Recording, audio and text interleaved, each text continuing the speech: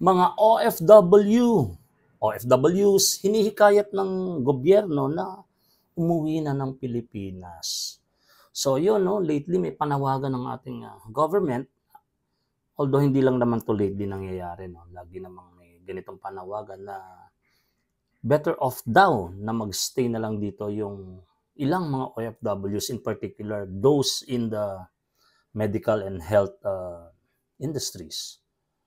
No, sinasabi ng gobyerno na mas magandang magserbisyo na lamang ang mga OFW na ito sa sarili nilang bansa at mga kababayan. So yun ang panawagan.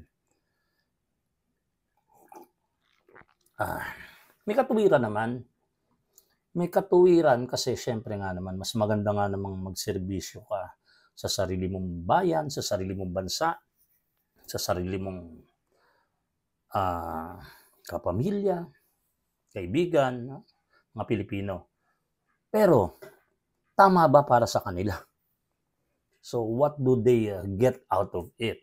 Mas magiging maganda ba ang buhay nila? Mas magiging secure ba sila sa kanilang financial status, income? So the quick answer would be, of course, no.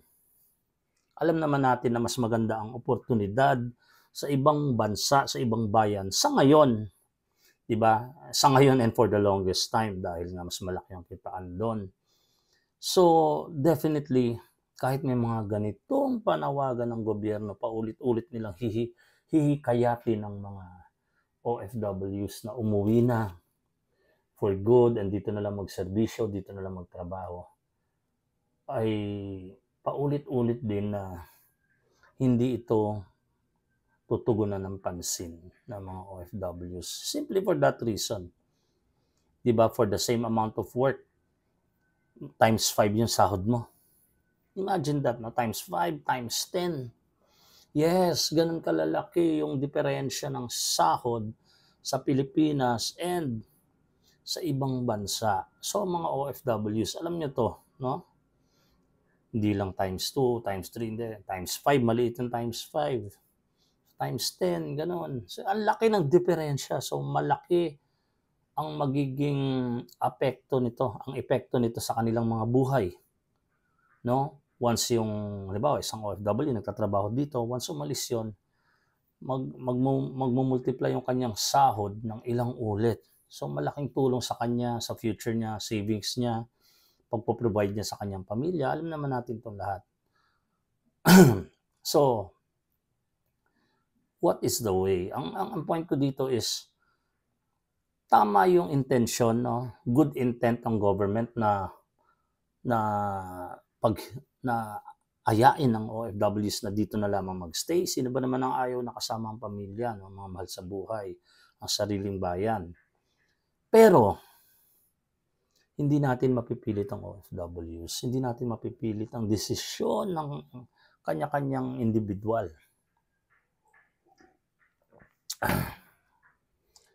Diba? Hindi natin mapipilit yan. Dapat, before mo ayain, instead na ayain mo or kumbinsihin mo na magstay na lang sa Pilipinas, ang tamang approach is gawing attractive ang Pilipinas for OFWs to really stay. No, so ano yung mga factors na yun? Siyempre, number 1, pera. Kung maganda kinikita rito, kahit na lang hindi mag times 10, no? Kahit hindi matapatan yung sahod sa ibang bansa, no, ng OFW, bumaba lang ng konti, pero at least mas mataas kaysa sa kung ano ang nakukuha natin ngayon. Or, the other way around, bumaba ng todo yung cost of living, yung mga expenses, utilities, lahat. Kung bumaba ng todo yan and maging sobra, no, hindi lang sapat, maging sobra ang sahod na kinikita sa Pilipinas, why not?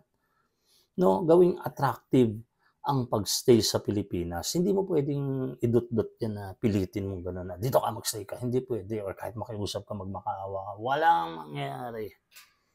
No, same like Metro Manila. Halimbawa, Metro Manila and the provinces. Bakit ba punong-puno ng tao ang Metro Manila? Bakit? Simple lang. Kasi opportunity. mas mataas ang sahod sa Metro Manila, di ba? Mas mataas kaysa sa provinces. Iba yung minimum wage, no? Iba yung minimum wage bracket. Tapos, mas maraming trabaho sa Metro Manila. Kaya nga, ang traffic sa Metro Manila, yan nga yung actually root cause ng traffic. Hindi naman kahit ano eh.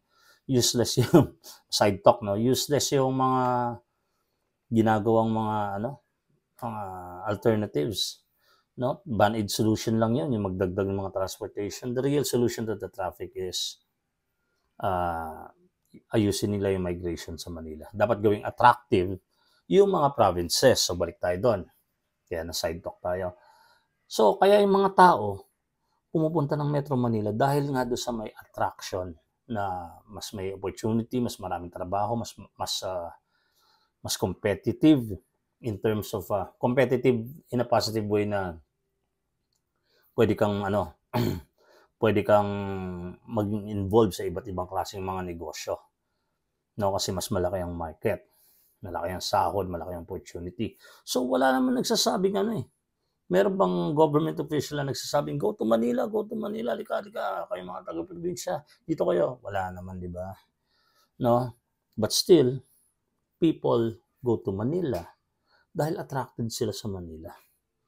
So same way then with the OFWs, no, asking them to stay in the Philippines. You don't need to ask the OFWs na magstay dito. Hindi mo kailangan kumbinsihin sila.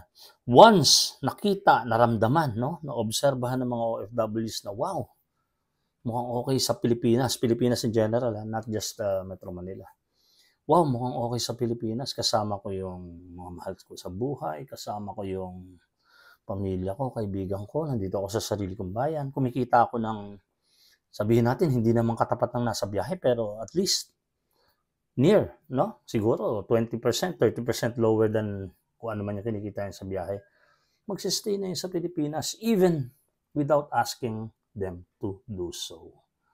No? Kahit hindi natin yayain, kahit hindi mo kumbinsihin, whatever, magsistay ang mga OFWs dito if they find reasons to do so. No, hindi natin pwedeng pilitin ang tao. Kahit sa iba-ibang aspeto ng buhay, no, hindi mo pwedeng idot-dot sa tao kung ano yung gagawin niya. Gagawin niya yon kung gusto niya, attracted siya, and kung talagang sinasabing gipit na gipit and kapit sa patalim, pero still, pinaka-effective way is to really make the Philippines attractive para sa sarili nating mga OFWs, para hindi na kami umalis. Mga OFWs, mga bayani ng lahi, alam niyo yung ibig ko sabihin. Good morning.